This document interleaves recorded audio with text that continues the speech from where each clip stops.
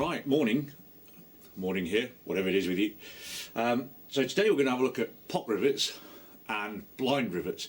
Although a pot rivet is essentially a blind rivet, in that you don't need to be able to get to the back of it to be able to put it in, it's not a blind rivet, it's something slightly different. So we'll have a look at that a bit later on. Now, up until very recently, like a few days ago, I hadn't used any pot rivets.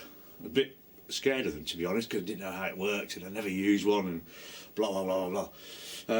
But putting my hood fasteners into the Spitfire, had to have pot rivets because the holes are too small for a self-tapping screw.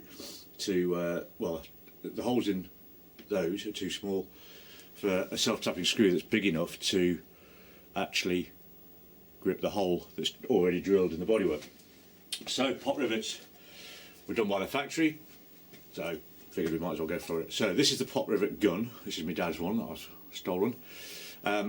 So it has different ends on it, which are kept in the handle there, depending on what size of pot rivet that you want, because there's different sizes. We're going to use this size. So the idea is that the rivet goes into the end like so, and then when we get to the car, that will go through there and through the hole in the bodywork. And as you squeeze the handle by magic and witchcraft, it causes this stub piece to flare out and grip on the back. So we'll go out to the car and we'll see how it works in practice, hopefully.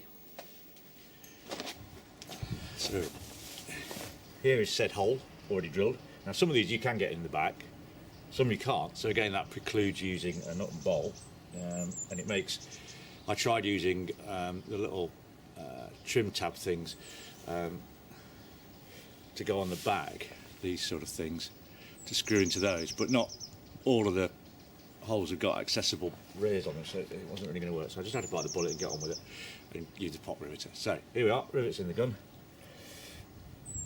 Place it on there, through the hole, squeeze the handles, and then you can just keep on squeezing the handles, keep on pushing. You can see that's not locked in yet, but it's starting.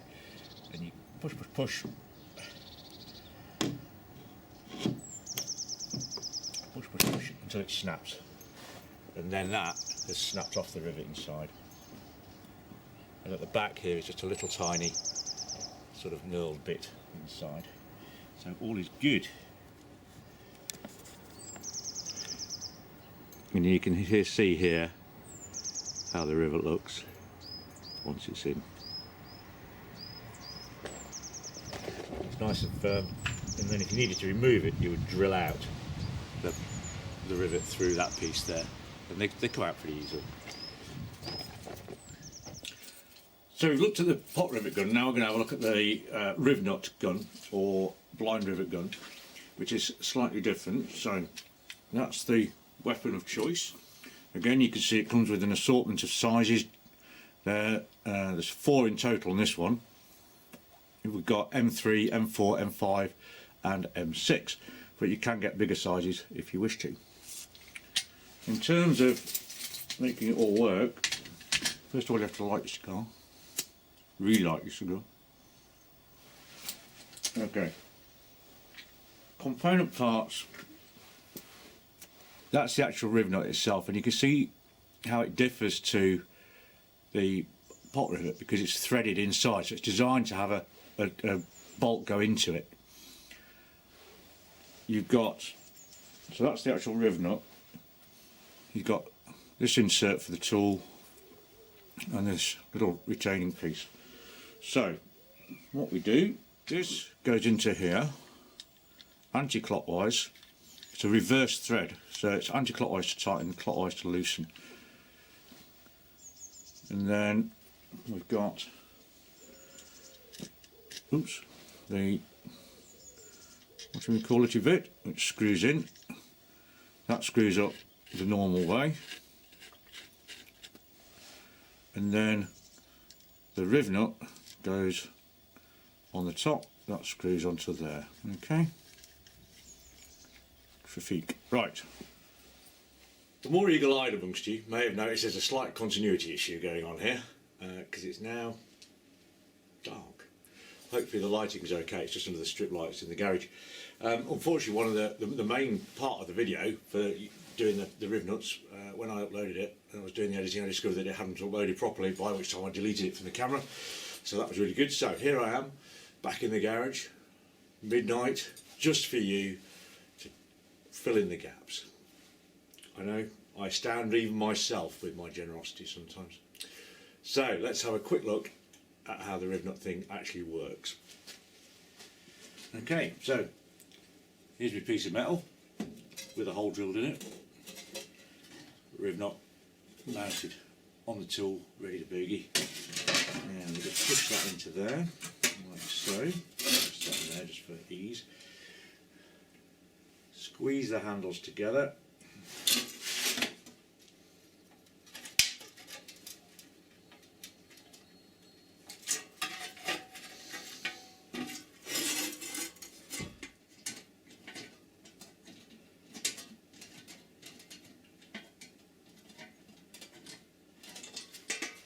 There we go.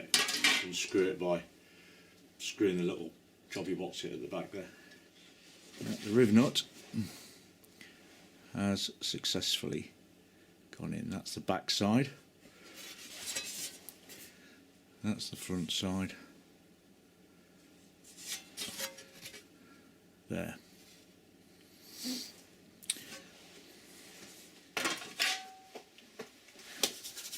That's that redone. Now, back to the daylight.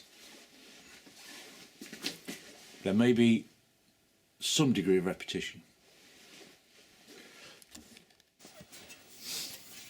So there's your rivnut in place, and you can see on the back it's mushroomed, and then you can just screw your bolt in from that side, 1M4 bolt. Like so. You can just screw that up in the normal way, and that's Bob's your knob. Happy days. Be careful when you're squeezing the actual tool that you don't squeeze too hard, because you can actually snap, on these smaller ones you can actually snap the introducer. Don't ask me how I know.